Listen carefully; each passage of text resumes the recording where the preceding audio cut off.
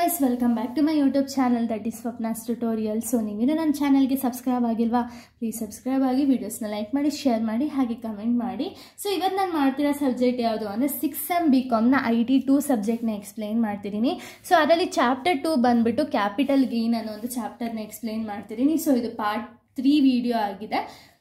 ನಾನು ಓದ್ ವಿಡಿಯೋದಲ್ಲಿ ಇದೇ ಚಾಪ್ಟರ್ನ ಫಸ್ಟ್ ಪ್ರಾಬ್ಲಮ್ನ ಎಕ್ಸ್ಪ್ಲೈನ್ ಮಾಡಿದೆ, 4 ಮಾರ್ಕ್ಸ್ ಫಸ್ಟ್ ಪ್ರಾಬ್ಲಮ್ನ ಎಕ್ಸ್ಪ್ಲೈನ್ ಮಾಡಿದೆ.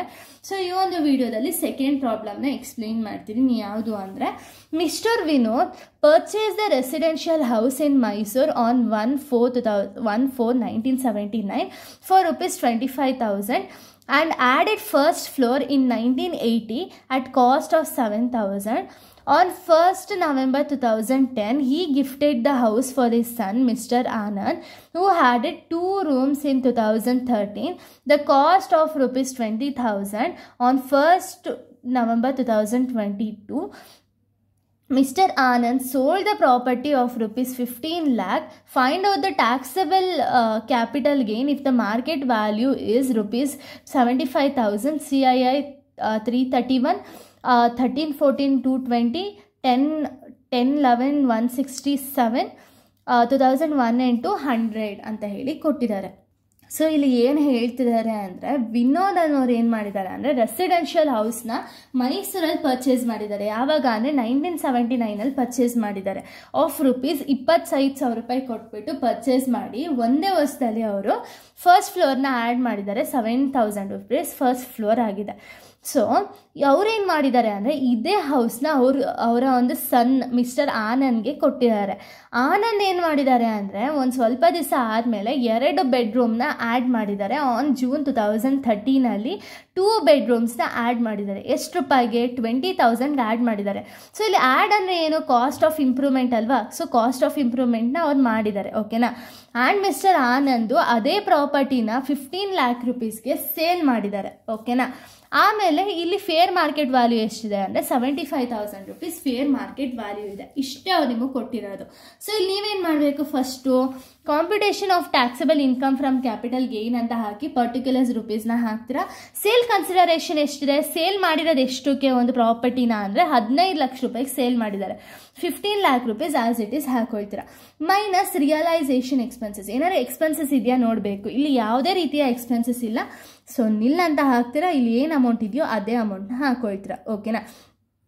ಇದಾದಮೇಲೆ ನಿಮಗಿರುವಂಥ ಒಂದು ಕ್ವಶನ್. ಓಕೆನಾ. ಇಲ್ಲಿ ನೀವು ಫಸ್ಟ್ ಇಂಡೆಕ್ಸ್ ಕಾಸ್ಟ್ ಆಫ್ ಅಕ್ವಿಸಿಯೇಷನ್ನ ಕ್ಯಾಲ್ಕುಲೇಟ್ ಮಾಡಬೇಕಾಗುತ್ತೆ. ಫಸ್ಟ್ ನೀವು ನೋಡಬೇಕು, ಅಸೆಟ್ ಬಿಫೋರ್ 2001 ಪರ್ಚೇಸ್ ಆಗಿದೆಯಾ ಅಥವಾ ಆಫ್ಟರ್ 2001 ಪರ್ಚೇಸ್ ಆಗಿದೆಯಾ ಅಂತ ಹೇಳಿ. ಇಲ್ಲಿ ಅಸೆಟ್ ನಿಮಗೆ ಬಂದುಬಿಟ್ಟು ಬಿಫೋರ್ 2001. ಯಾಕೆ ಅಂದರೆ 1979 ಪರ್ಚೇಸ್ ಆಗೋಗಿದೆ. ಸೊ ಅದಕ್ಕೆ ಇದೇ ಫಾರ್ಮುಲಾನ ಅಪ್ಲೈ ಮಾಡ್ತೀರಾ. Cost of acquisition or fair market value which ever is high divided by 100 into CII ಹಾಕೊಳ್ತೀರಾ. ಓಕೆನಾ. ಕಾಸ್ಟ್ ಆಫ್ ಅಕ್ವಿಸಿಯೇಷನ್ ಎಷ್ಟಿದೆ? ಎಷ್ಟು ರೂಪಾಯಿಗೆ ಅವ್ರು ಪರ್ಚೇಸ್ ಮಾಡಿರೋದು? 25,000. 25,000 ಆರ್ ಫೇರ್ ಮಾರ್ಕೆಟ್ ವ್ಯಾಲ್ಯೂ ಎಷ್ಟಿದೆ?